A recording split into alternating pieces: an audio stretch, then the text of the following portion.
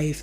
Accra kasa video so and waso gusu ya wutie ne braso sa area prompto kasa boy aboa no fifidie mo ha no ya no nyina da abeso mo kasa boy free ha abetwa no ho aba frontenten fidie no so ko no moya www.sompaonline.com asam nyina da banya bi no watie afai Facebook no ya demo live aya SOMPA 106.5 SOMPA 106.5 and YouTube no also yedem amara fisa wo kwa santama mu a eno aya SOMPA 93.1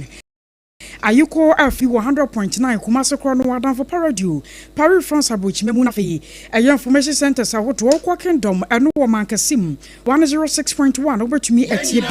ansama wo do ya yede eba no de adwuma kotinu bi ni Yedi ani bedremu awe yamani boni kwabranya ko akache na enkraya efri University of Ghana tueni binchen eba no eyarehosem na yebekwa kopiem mpo ho arehosem efri oba ne se akrofo bi akwa koborum ewo gold shop bi na video bi apie monche so at the far ridge ayero hospital no one more answer mu na hospital no de kracha bi apie dwa one more bamane bi be se kona wotwe mienu ne eye atoyencham ye to my Ghana na de hye ya wo free no obusuafo aban na ye hyehye bi ya ne nyina mu nsem obetie Reverend John Ntim for John so chese wo se obo ablakwa oyi ne ho fi ne dwuma a wodie no ne sanse private jet anano ada no woka ho asem no wose enkoye na NPP amanyoko no panyipa ya wohwe agina mu sa mrase betwani wakwatia by election na ababa kwaso no mu no wakasa na ensem dia tudwa no buburuja akwatia by election no NDC de wo gyinamu dia ma wonom no wode ensem bi atudwa fa na abetudwa se wo sense sawom ena fokwase kwantempo no wose aban no etua contractors ni sika no mutim famonye wo madwuma wan ena kasa asemi awose senkoya wono GPRTU womo so adekrata bi apiedwa one must aban no se wanya ometum hofo asha adwadifo ena wono so kasa wo court nsensem bi ho Wei ene nsema foforo bi awie obetie wo premtube kase boy emo yamfa se da manyumeko ye Yadia Sada amanyumeko droya edidi suwe time haba mesha aka ho ebi eno ahye no secure sanitary pardon so wo boye chidom ye papa ya ne atena se yeba kenkan semi ayeme akosuya AGYIEWAA KODIE boaten mene Oheneyere mame AGYIEWAA esiama bronya abrewatia na afi Obaapa nana ya keche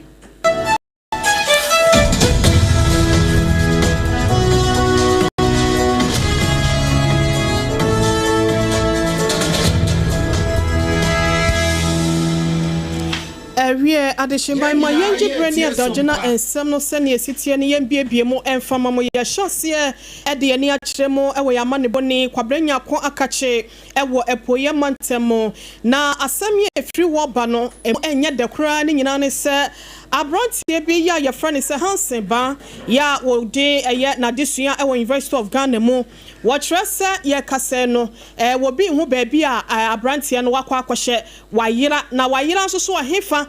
na wayira yesigala say site bia eno ewo achem oche so ye no kwa bibrem kroponi mu ewo epoye mantemo ye to homa ahwe se ye nsabeka amane boni anase ye nkratofo kwabranya ko a na ensem mu nkyeremu poti de siase ankasa no watimi ede amaye breben na wo mu hu sa brantie wayira ne ba ne sempo na wonom so eni ba wo se galamsey site no wo achem wo che so no na wo hu se bia wakwa akwayira ewo ho please fu abema na asesen nyina mu no ye aka no a ye de emu amane bo no ebetoa muso ye nhwe ase ensaka kwabena nya ewo ahoma ne so kwabena woti anka ma han me just minia na woni ti say ko panado Hansen ba wo musi wo hefa minia ba na ma chefo nyina SOMPA FM ama chefo nyina kwa ba edemo aba epoye emantemo na ensem ne tenten ne tete wa nyina no ne se Hansen ba audition a oko school awo University of Ghana no awo legon won kan po ni emantam no emu na ofi ekura so se achem ochenso no awo kwa bibrim menso no emu na amanebo ne tete ne tete wa nyina no ne se na watwe wie ye memenda agas busu ya ne da to so du ensia na omune ni nuanu mo bi ekopie mu ewo biaya omutu kama gudi enfa mapan so yen the friends say galamsey say mpo no mokoko ye adwuma na mpo manya kakra e de aba bebo omo ebena na ebro mo ekoye ne dam kokotu galamsey no na esese mo twa brem ensuo no na omko na tisi afam ho na mpo mo kodi dwuma de na ho no na bra omo ma so mo etwa no na abrante Hansen ba opetiriye eto brem ensuo no emu efi ne menda edibesi anano pay we ya no ekase no enya ade Hansen ba opetiriye eto brem ensuo no omatini eho no ewo ye ensuo emu tempo no so otia ana se po kanum ewo se de nipa dia ne de enya ade apanyifo atini ehu na ye ka ochen so eho ensensema galamsey dwumadie bi ekoso enya fedi agro ekura na woche wie ye kura mpo no Chinese ade hye miensa oni omo galam ye ani omo po no omo skalita omo di dwumadie no apanyifo be TV ye ewo achem ochen so ekura no emu na galamsey ekoso ho no ama ade hye wo kura no ko mpo di kan ene aban panyifo a wo patemo asito komo asem se kenya ekoso mo tumetu anamo a okene bi no ebetu do haka se pa eki eda bromo ene se yan ka bi enhemu a adusen no ko su University of Ghana no ono so ede no akoko se dwumade ni mu amno ka se eche otia so wawu no yentumi enkere na adehye ene panyifo ko bi no mu episa bia sa ahose mo esi ya no amato mu hu agu so won betuma dware no ato so mo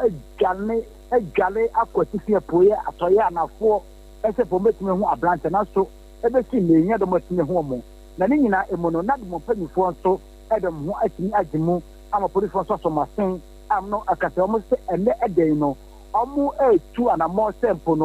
ambe the final set ade ahwe abrante we sempo mbeti me hu sempo wati ase ana se bo ya no ewon sedo na so ade sia ono omo ekọ bia ya atem we si ya no atremu asa so people esa abrante no nso budi mu esa no eminti ye hwe dem se apolisi betuma tu ana mo se pombe betuma ho no na eho ansem no ye de abadan atiefo a omutie eye SOMPA FM kasebo ewo ayo magana fana edebia kwabrama ye na se na ye mfa wo ensi ase nom na wamane bono ye da se ye ni sopa ye to ansem no so ede amamo ye to so ye kwakopie mo ewo mpoho ya enono ewo Western region mantam no emo na rahosemo efo eba ne se yesi akonfiremfo bi akwakobo ewura gold show bi ameka sei womo abro nipa no te wo pa nyasem keto mo wieye ni sika na afa ni gold womo asese ni nyina ede akọ womo se womo hwe ni mu kwan ya sika akonfo etimi di free gold shop wono no ebe 800,000 Ghana cedis eno eda nchen ya 100 pounds of gold ena womo etimi for free wa wo bro sabre sem esi ye no na yamane bofo e wo no mu ade koso bia no yenkotie mbra nkofo bi agbawura ne shop honum somo eba beton gold chance no tito gold ni ti omudu ho na ba ko yitio kire ne se on sorry fi de bia ote no na gold bia sike bia wono ho bia no on famra nti obi ono mo eyi ya no na etuo de emuosu nti osurei na odani sika e wono ho nyina de man ka e wono ho ene sika na de beto gold de na 800,000 Ghana cedis na omo Satikano in Omofa gold pounds no 200 pounds in almost at after the queen. Omo penny paba ni paba kono ye de kompo hospital am ready ye when bia entono na mo police for no ensa ka suspect ba ko a omo guso omo ye ehwehwem sema ehi ewo kompo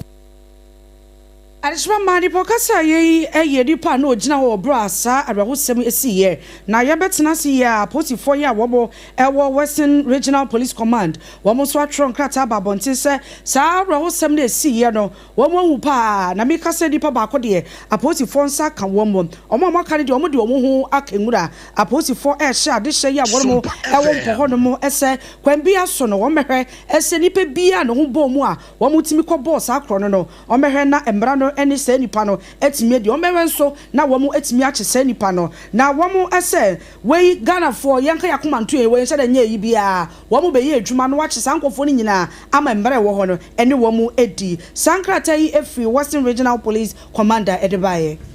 Abusoye ko ansanfofo mu Na Greta Tintin answer a pidra, where your Greater Accra Regional Hospital, a rich, I Sabia one Carmantamu, woman penny for another crate a pie. Na Juliana Haruna, Miss, one no another penny pie, I would drink it out, dear so, Edma Regia or Sabia one Carmantamu. Na Namana Boya, one more bonano at your mona say, woman near video be and I'm social media no so. Na the was a video anymore no, now sending no alpha Greater Accra Regional Hospital, one would you dear woman. Edio ho wo mo kyerem se wo hwem a wo mo emergency department no e wa kwa ya bia ya so kwa brano bia no ye de nipa dom ahodo bi eba begu wo na wo mo kyerem se nanwada na wo mo se wo mo de obi aba ho no mo a se bia nipa no na sane ne kyebia no esitie no na no woten pa nam sunti na doctor fo ne nurses a wo mo sa bre no na o mo ebo moden se wo mbetumi age nipa no enkwa kwansin eno mo se sa nipa no a wa babeda wo na busua wo ma gitwi ya wo ma babegu emergency department wona de na wo no ye kwade abusua kyese wo mo kyese na ani anyan pa enam so ma dede yo ne ade a ekoso ewo sa nipa yi ene kyese nurses ne doctors ne ntam wo no enam so ma Ghana Police Service krampo ebo moden a wo mo eba hopie na anam so amode atodwa atro se dia kwa so na ntwa ye kura won besere Ghana man sa Greater Accra Regional Hospital no wo ye bia ya ye gia ya hwe eno so nkyira sa wodu nipa beto no mu a se bi ona wona na wo ba kire dia wasa doctor na sa nurse no wo ye edema sabie nipa wode na ba beto so ma gia ya hwe no ekwoba no sa dia na sa wo ye agia doctor fo no wo mudwumadi adi enam so nti ana sa dia atu nua no sa nua no yade ana bibia te sa wontumi hwe nti ana wo tabiri no wode ne ba ya sabia na mom so ba bedru na ba ye nuoma ensem fata wo na akwa kire nurse ana doctors won ko wone paneye won fa ne nsene hade enya de a won betena se no waye nhwahan de ahwokra na mom ye ntie ebra na akasa ekoso awayer sabia no sane enuoma sikoi. Somebody needs to start doing something. So who is in charge, bro? No, I mean, this is not needed. This is not needed. Let's just do the right thing. Somebody should just be in active. Somebody should call somebody. Somebody should come and attend to somebody. That's it. That is all we are asking for. There should be any sense of agency, please. Mate. There should be any sense of agency. No, but you see, in as much as anyway, right? Obia so banebesha so ka say untimi mo obia pressure na higher Ghana it hurts. You understand? What do you mean by higher Ghana? Says a Ghana there obi betumi awusa aboa and nothing happens. I came here media way your minor. Yes, in Kofu play emergency. Let's attend to them. Or the whole coach guy ne ho po na epo. Sa wona de ne say dan na ye no ye nim ujira sa higher Ghana. What do you mean say higher Ghana? Da sad way eyebe obia be when you are when onipa da ho sa. Uso be yes abia but professionally you try to calm them down and you go and attend to the person. I was sure natural so way I near Koso I wore Greater Accra Regional Hospital ya nam suama hospital na mpanyu for a dekrata epieja. Se na watchi mienu nie ene breach ebo my Ghana wa bra helicopter ya na edneni efrin kramantam ase nom ekọ adanse potem wo obo ase potem wo na watimi akohese be ya galamse ho hihye mapa no wo betimi ede egu akwan mu a fofia to atente kwadware abamo nam so nipa nwotwe fm mo ehwe my Ghana na no fiada enda eyiyo kese pa ma mu nyina da ehihye ye ede ma wonom ayeye ede gya wonom ekwan na enrada na akwakoye kwasiada no enasia som ekoso edema doctor omane boama ena fenso no eye repeater ba femi anala ewo eye asore ya na wonum esumo no neno ena mampanyifo ahodo ya wonum ekoye no na mansoafo ya wono ehwe enkwada ene ma ne mema ye dieso ene asetena mu bambo ho nsem so no eno so ekọ obie na asem wode kwoto dwa no ene se obia ne nakoma ya wowo se arehusem bi etese no esigi no na so no wonum afemu a wonum de ombeye ede aboa ene se wone womo esu adehia ahodo ene abusua ema ya womo gya womo akire no na so na so ye no behwe se ne counseling service bi social department na social welfare department no wo befa so no wabode ato ho ede ama abusua a wonum so adehia no efemu ehwe womo enkwa no na wase we se na nya ohye so womo a wonum ehia no nya de obehye de ama womo na so no wase obehye ede ama wonum se wa wo pe no bra na wontime fama se beya we ne betimi aboa ama wasumdwe a wo hwehwe emfa we se so emane nyina no eho enkototo ape. Okay, so you realize that we do counseling, especially with the social welfare department, but as we continue to engage them and the need arises, we can suggest or recommend to them, whether with a social worker or with a psychologist, because this is not easy. It sounds laudable, but what I would say is that this cannot be a one-size-fits-all or a wholesale application. In the moment of grief and situations like this, every family and what they need, and so it should be a felt need that we intervene to assist. And so if one needs that kind of support, financial support, that should be able to be provided. If the other doesn't need it but needs a different kind of support based on what the situation is, the nation should be available and willing. And so we should do it case by case and then assess it. Ebusia we say na momo latte na wono yete ne nka no na no disem no wode kakra say eto aso ne nyina no se emra ya eba bebo asetene mu bambo ho no na wo kire se akwakodrum wo mra hyebedwamte no ne nyina behia na ye ntotoye se beya asetene mu niam eti se ne ba ye ho kwampa ye betimi de afaso. There's a thin line between being okay and then being vulnerable the next moment, and so when we have the systems and structures in place well organized, I believe that any of us will feel safe within the country no matter what the situation that befalls us. And thankfully we've been able to pass our social protection bill, and so when all of these is over and the president has sent his signature, we know that there's something to coordinate all of the social interventions in the country, and then people will feel safe to access them as and when the need arises. Ebusia nia yete ne nkan eye mansoafo ya wono ehwe eye ema ne mema ne nkwada ye die so afia setene mo bombo ho hyehye nso no ne nyina eda na bem ma me Dr. Agnes na momo latte. Na sa etiefo be kage a emfempiemienu eni eduonum yensa 2013 mo Ghana mampanyi dada ya na wono ene na tie abenwa so eye omampanyi dada Nana Akufo-Addo wokoto okotena private jet bi mu a ya wodi tu kwan nam so kra ma Ghana foto womo anu si su se chapia na ye wia ema ndisi amanyoko nso ebe kan bi a womo chese omampanyi dada Nana Akufo-Addo chese wo dware wo ewiem ama ebi mu kwa ka se nso etono ensese ye no mesanse se bi o ye no mu a ebia ni yakwa no mampanyi dada ne dwonso ekoye bebre na enne ya make say ranking member ya wono ene da defense and interior committee no ano e wo Ghana ye mrahye ebedefie e Reverend John Ntimfojo ono so ababonte akasa se omampani ya oti abenwa so Ghana mampani John Dramani Mahama ono so tu kwan so ono so e de private jet so e de tu kwan a wo ene due ya wo de sasem no akwakoto eye ne social media page Facebook and wo ka se emprempren e wo se osofo ya wono na hwe foreign affairs minister eso ana ohwe eso eye honorable Samuel Okudjeto Ablaka oso omra bonten na ombepa cha ose opacha oso wi a onfa na adwuma enwuo on resign esanse won timi nye adwuma no Ghana fo eni enso no woto aso HMC ni ntia wokasa no ese omampani dada etena private jet mu no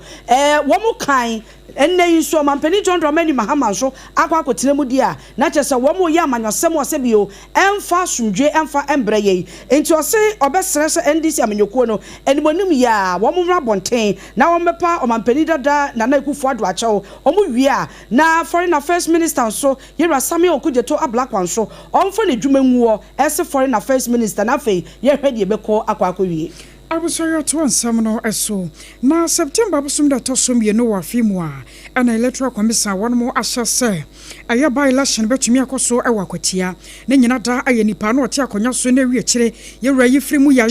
ma no koya homechesem ewo ma Ghana emu na anam so ma ne wo gire mu dia ma NPP amanyoko no semra shebedwane anase wakomra shebedwafie dia ma wo mu eyoro Solomon Asomadu wono ene nsemtwofo adi nkombo ya panyipa bo amane yase wo hwemu pa no a wo mo MPP amanyoko no de won mo hwe ne mu kwan se wo betumi ade nim e wo sa ba election mu san se NDC ni no a wo mo de na ba no se bia wo nya dom sa se NPP fo wo mo enhu beto no so ansana say nipa ya me bobo modi nyina say na mamusho absent kan beba parliament no ansana mu na benya GDA na mode amaho de time machine no na say amoni nipa ban ya me enti say meka dia anka me opponent no kra na ono kra na oye small crowd because constituency almost everywhere in the constituency me idea ma make impact and say so be me kra all other things being equal no say ye ko free and fair election ya say na minimum na turn out no akase kosra so me man be 10,000 votes difference. I'm killing him. I was so way NPP amanyokono nipa wo jinemu no aprema shega kunya ewo aye abato empeso an so mechira akwatia oro Solomon Asumedu na no si ya pe na eye NDC ni awo jinemu nso so ewo emu se be ya September 2nd no wo betimi akwa pretumi no wabra yewura NSkumi ne toya wato ne benkom so na mpanyifo kire se aduebo ayebobo poni mu nte no wonom so ekohwe na wo maba be jinemu ato ne dwumedie so mra hyebedwam anamsa yo so amampesua no so fo ne mpuntuo mapa no wonsa etimi aka ewo aboboa no na NDC ni awo jinemu di ama wonom ne yewura Bernard Bediako wono so ne central fo akasa wompesua no so akire se kianeke abato ne bedru what 2nd September no enko na wie ye de na enkunima bote no watam e de aboniti ene na NDC amanyoko no e ma metumi se memfa menkrata emfamra a be represent NDC amanyoko no wa abato a e da ye 2nd September no okwasem ne se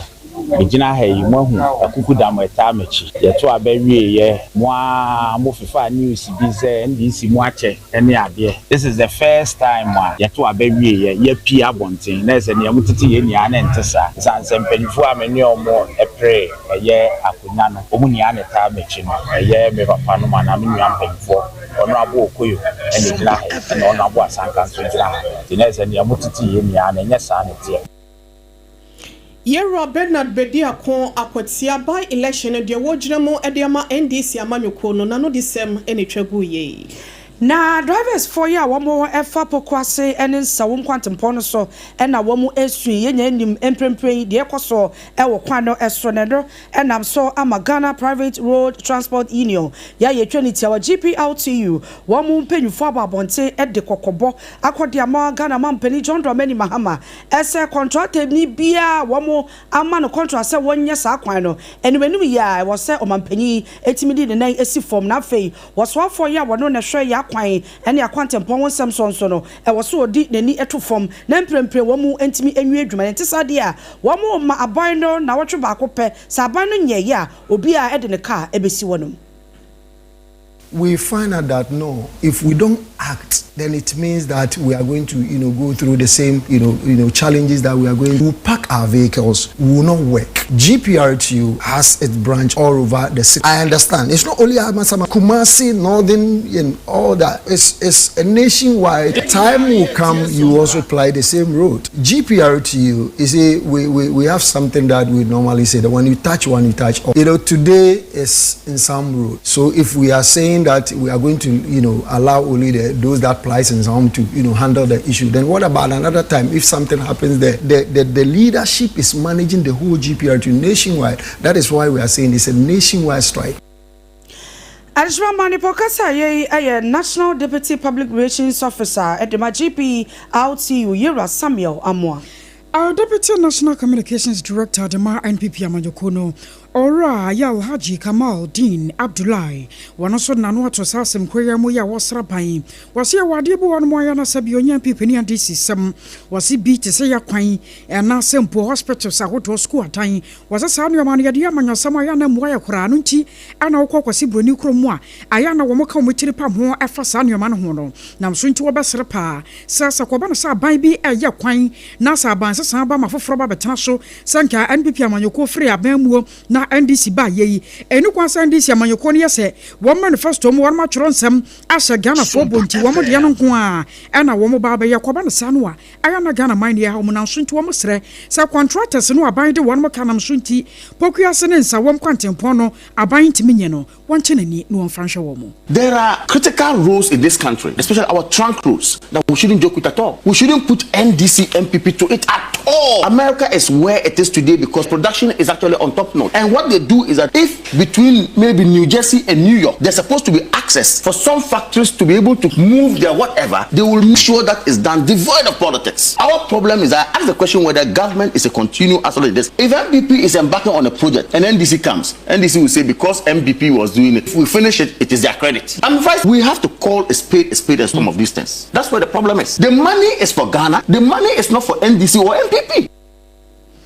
I was turning kai aya panipa bediachre adema NPP amanyokono oro kama odin Abdullahi afeye fayende enaninhre ashaman na edwedefo bese wo ha ene echre ya wono mehyeku a wo from say Peaceful Settlement Association ase e wa ashaman wono wonom atwe protest de atia empanyimfo metra shama municipal assembly no se wonom asase ya wote so ya wo won krata se ye won dia wodi wondwa wo so no assembly ni pese wo chinchi monsa na woje edema private developers ni bineno e na wonom e kire se enye saa e na wo se kono nte no wani e dia na se wani susu a se bi enya prinkes mafie e na wodi wani e behwe nam sayo so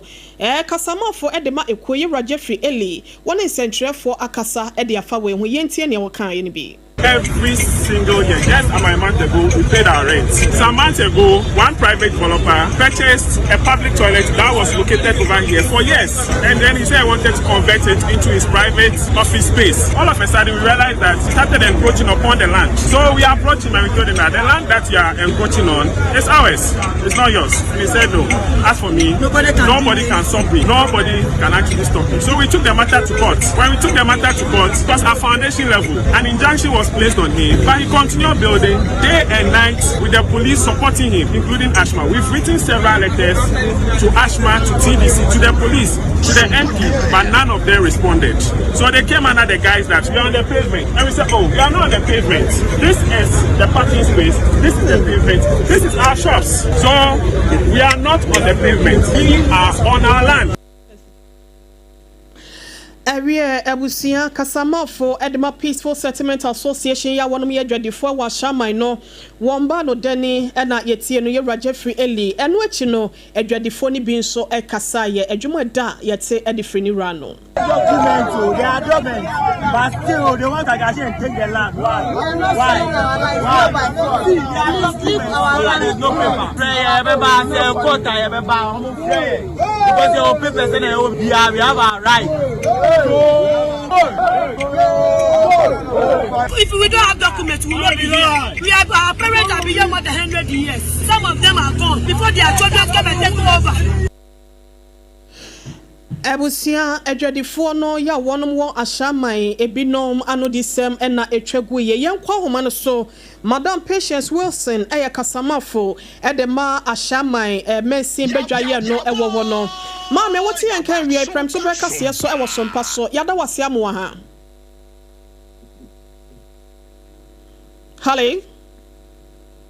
Hello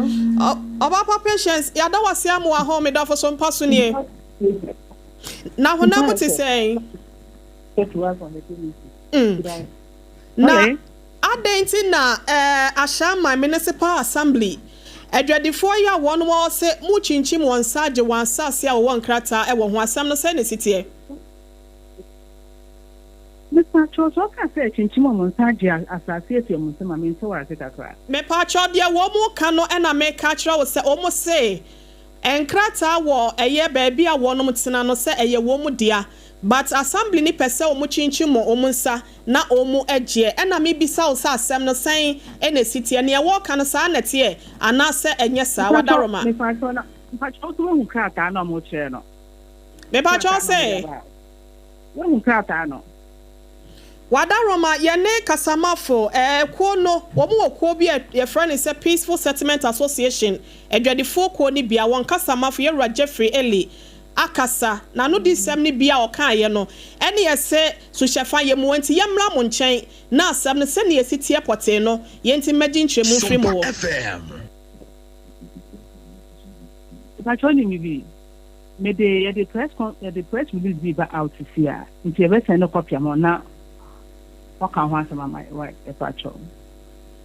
Momo the press release about on things say. If I try. Na enya emma ye na ka obetrim kakra ma ye san se so shefa ye se ye mu omu na eka wo masem e bia anya sa nete enti assembly no wo mo kasa mo pesa mo dwo ma sa se de ma private developers bi enya sa nete na enti na ye pesa ye ginchire mu na sem na nkasa de sen enya sa nete ba the person this bag here ye be frɛ na no wadi nkomo Maya na wase why nti sabre ye kasa de na ese ne adwadifo no wonom eka no saa na ye begina so aye nso ye ka no wase nom na ye nim se e wasa ye ginchire mu mapa because entwanto so we no eya na eya amama nka masam nso no eya na eya no nti na sompa kase ye de akwanya e de madam patient Wilson yes ye de jawa na ye de aso no ne kasamafo e wo ahya microphone bedwani mu anso o kire se nya saa net ye te se so a emu nchire mu no krata e no betimi de ababa se wo tunanum tu akyeremu ewo eye kasafidie so ama mansa nyina tene de wonye krado se abusua yentoa ensem no so emfama mo yeto so dia meka se ya Ghana mampeni John Dramani Mahama oni omaimo na wode nsahwe ekwa kopiemu ewo Japan na afa Singapore ni nyina ne se wo ba be hye yedwedie ye ne sa aman mieru edwedie mu kna amanatimi egina abrane na de di nkan kra wo be kwa kopiemu ewo Japan na okwa kohia eye 9 Tokyo International Conference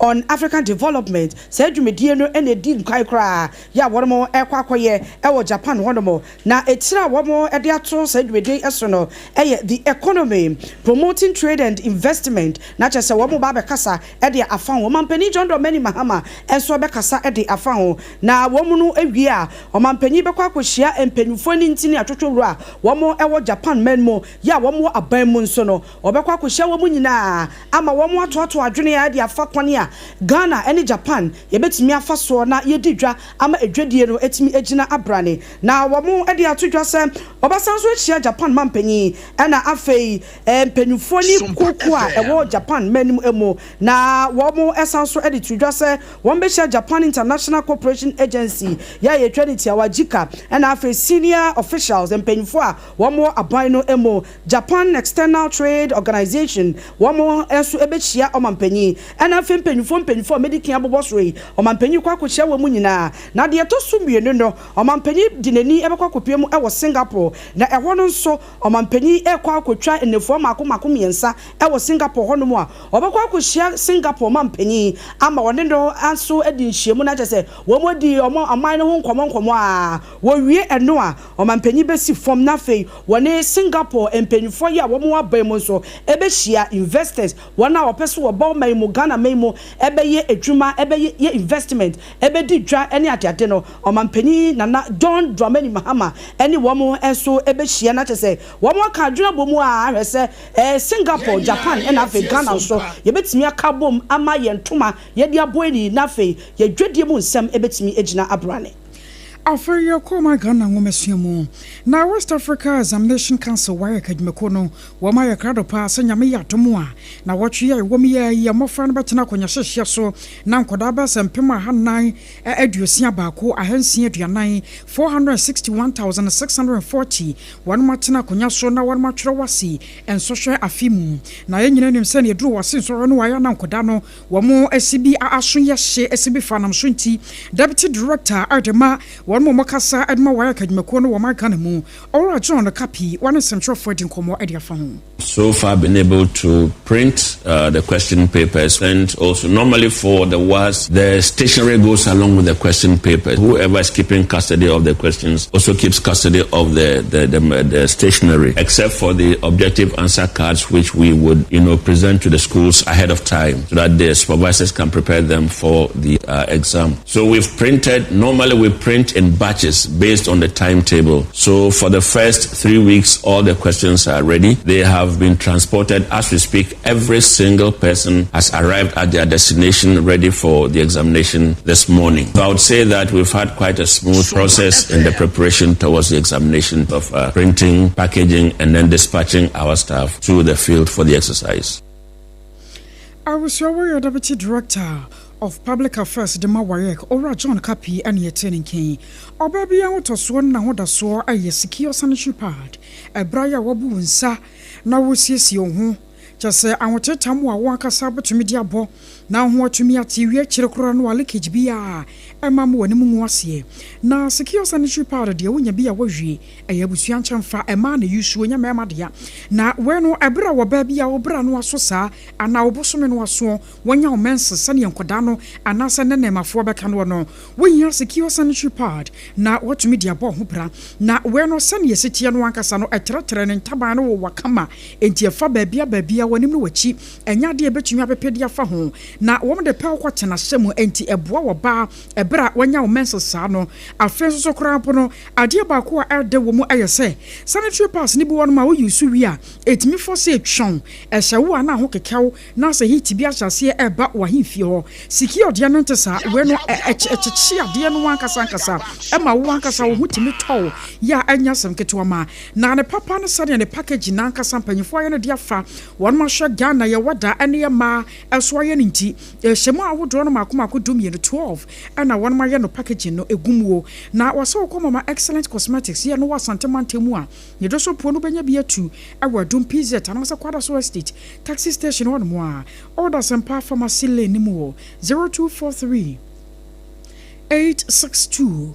158 0243 862 158 time yamfa entoaso eni ese etidi ya de malaria achopa de anache se e time wo hwe apam dada se ni wo sire ase wabobo bi eno abetena se ewie enti no se wutie me makacho se nsuo de se ne eyi ni ti na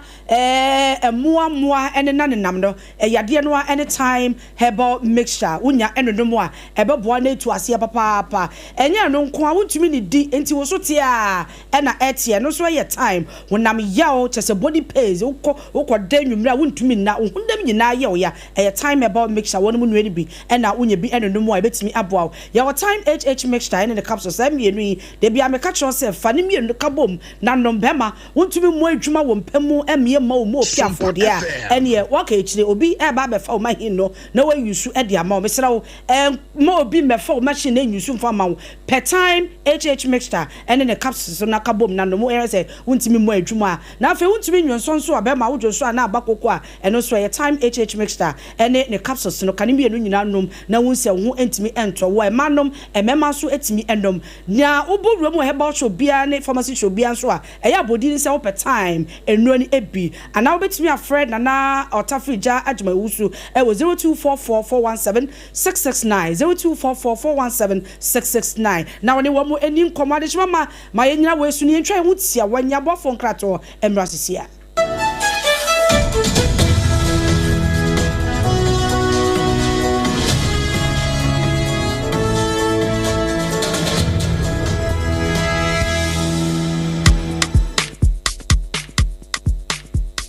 Kweku, minim se why she.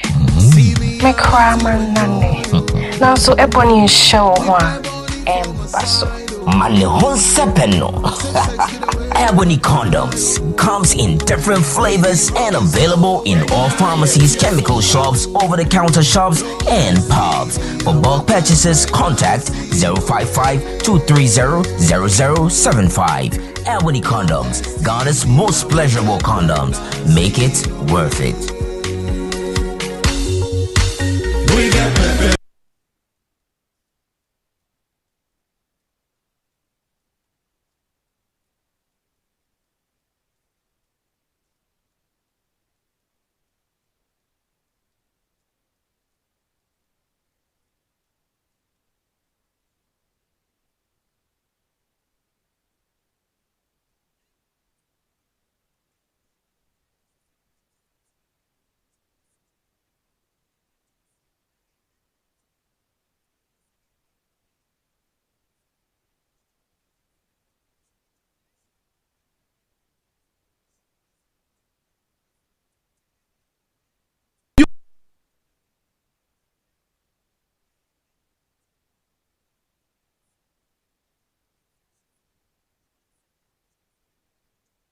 problem prostate deɛ ɛyɛ endpoint homeopathy clinic kuma sɛ wobɛhu endpoint homeopathy clinic ɛwɔ kronoma boahia ɛna akra ha nso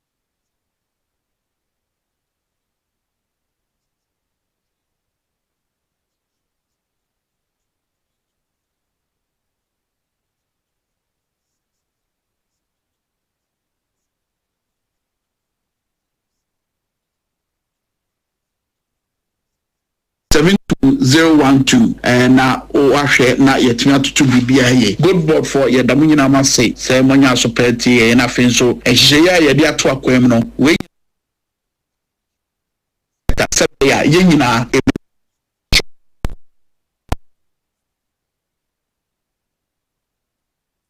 to san ye bay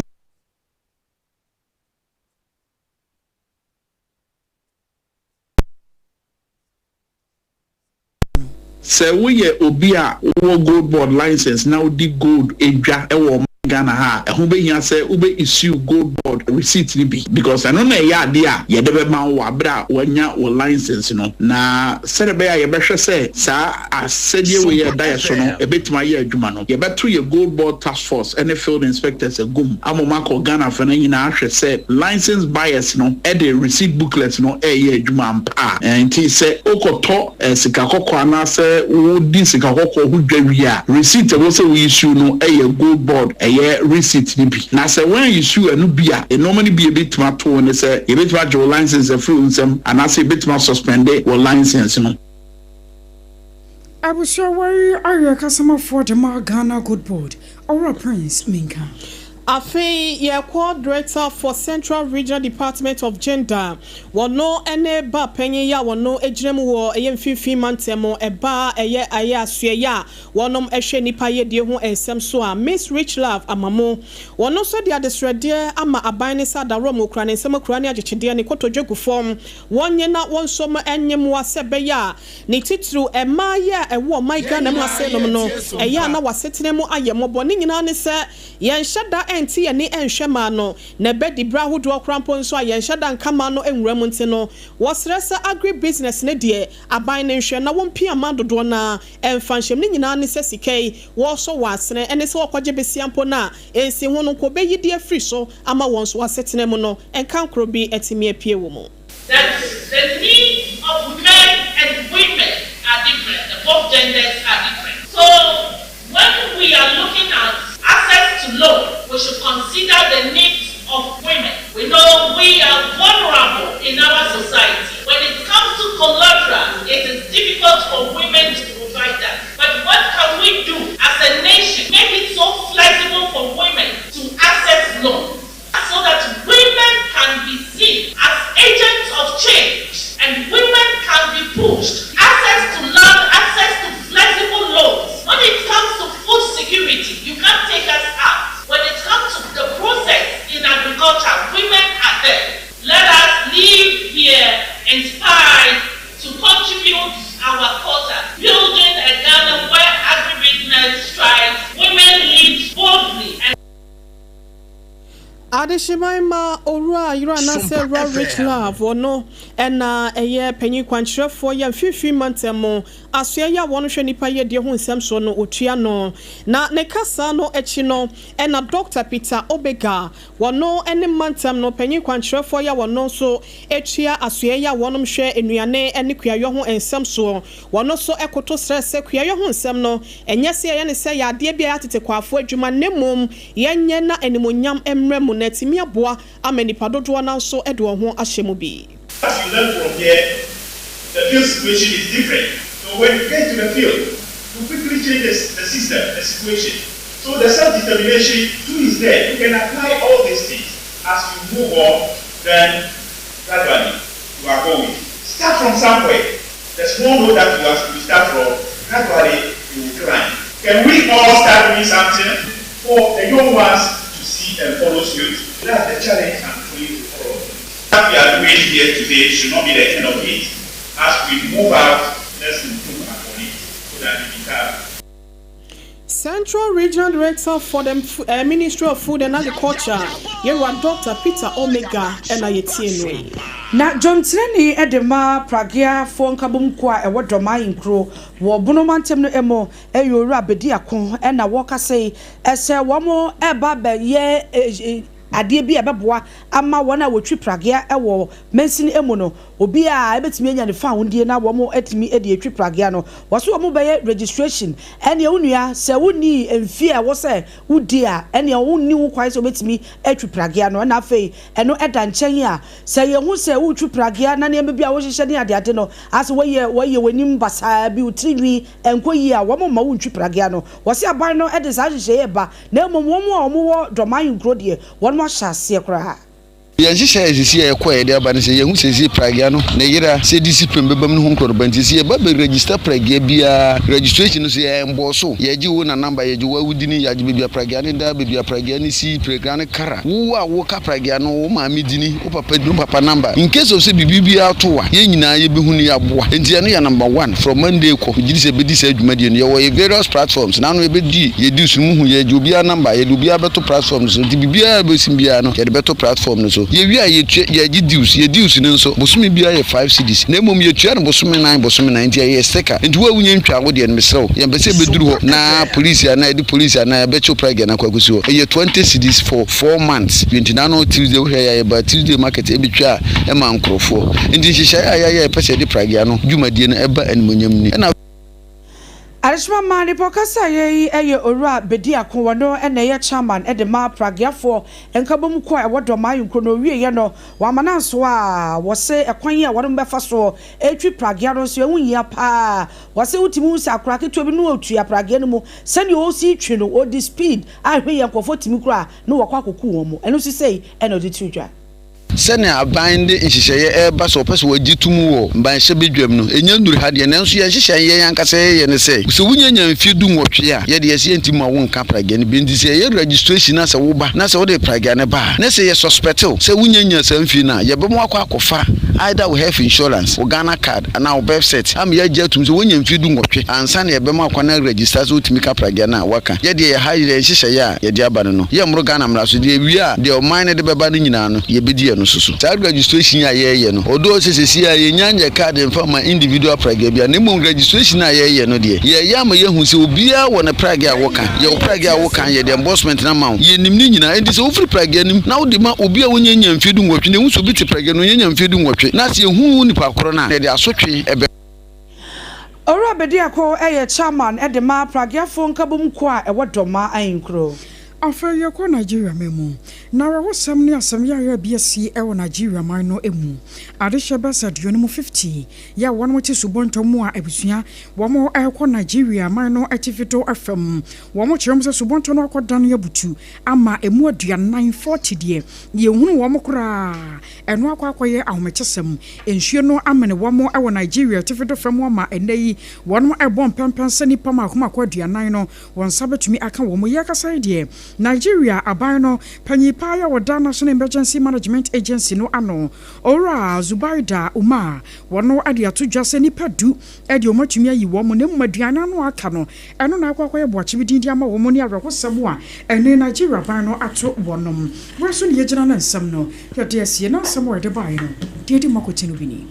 Abrote bi ya wajini tete e University of Ghana mu wachire se wakwa yira e wakwa bibre mu kropon mu wapoye mantemu a yama ne boni kwabranya kon e de wonsem edan ye sa so ne kopie mu mpo ho abetodwa se nipa bonfo bi akwa bowura mpo ho gold show bi na chese wa mo wie skapa e wo hodomo Greater Accra Regional Hospital no anso de krata epi twafa video bia anana montenso Yamani boni Erica na so de bi adom yen efimfimfim mantem ma panyipa ya wono e wo mantem no mo hwe nipa ye de wonsam so yen pia ma e wo asetene mu na GPLTU empanyifo so de apase pokwase ene nsawom kwan no e wo sa ban ene manum ya wo ye ho adwuma Secure sanitary pad boy chi dom na time heba mixture anso so e kan ye ho ye ne betena second kan ye no ayeme Akosia AGYIEWAA KODIE Boaten mene Oheneyere mame AGYIEWAA esia mabronya abrewatia enafe Obaapa nana ya keche ebusia tel yenhwe na ansa na yebesori adwaso no mo messages kakra ya mode aba no ye monitor tel na yenko yenim ye hyasie ede efri yankasa yenua bema ya efreni Star Boy was hwe live efri ahafumem airport was sompa Asumpa FM News papa ne nchia kwamo munyamfo Haruna Mohammed MP ya wono ewo esunafo North ene enkaye komensa pillar 2 dome eno no so de ba wose yewra NDC anase NDC amanyoko no ne yewra Mahama wono amemo be sabosome nson ya wonom ababeboe eya ade a eye not esempanyimfo na so munne ni so ade hunu bia ede ma wono omo kasa dodo omo fa adwuma ento ekwan mu a eno de womo enimu ye ne de ya wode baaye eno no afe yenwra mu ewo eye teacher Kujo Tepa enyine suso wono so ekrese MPP amnesty grant na womo de aba ede ama wono amanyoko ne mabi a brebi etwem wo krese wonsu ni wono yo nti no wopamo womo efri mu no wo se eye ne kwan so ebetimi aboa ama bibia akoso sanso na eye shama banso ede aba wo se novel prank party MPP never again was a period way enya ade a wo mamo kwan anasa oman no ebe mamo kwan amamo asa etimi abanchia ekwama Captain Question director ede matakra de airport ho ene wo ma wo mo akana na akua mo aboaten Abrekuma Central wono se opa Ghana police fo nyina chew se wono mo hwe na ono ankasa ni nua se Obama poku ase fanti comedy ne yayura wo mo hwe na wo mo enyi wo mo emfa ema wono we eya disredia na akua mo aboaten so ede eba yemfa eye master plan na de no entwa eto wone na fefo de na yeboa ene keke ka so mo nyina de bi eba ye na master planner say a policy analyst AKGBC was say give Baomi another chance you no de no happy birthday so no ko bunu East Regional Chairman Honorable Ibrahim Bukari and na was what the happy birthday manabusia yes sorry adwaso amamo bro wasem eyo bi asem ato amoso ewo makwem